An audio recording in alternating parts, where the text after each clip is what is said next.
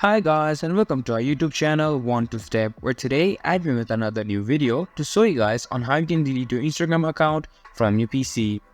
To do so, just follow some simple steps that I will show you on this video.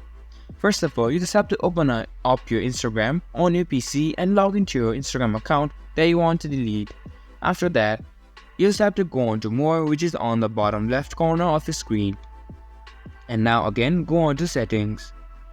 After that, you just have to go on to your account center. And now as it loads up, you can see there's an option for personal details. Click on it. And now the option for account ownership and control.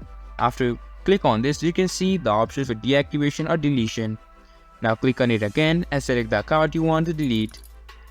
And after that, this is the option for deleting your account. Choose this option and hit on continue. After that, your account will be deleted from Instagram on your laptop. This was for this video, and that's how you can delete your account on Instagram from your laptop. I hope you guys find our video helpful. If you do, make sure to leave a like, subscribe to our YouTube channel and hit the bell notification. And don't forget to drop a comment for review, and for more content like this, see you guys in our next video. Thank you for watching.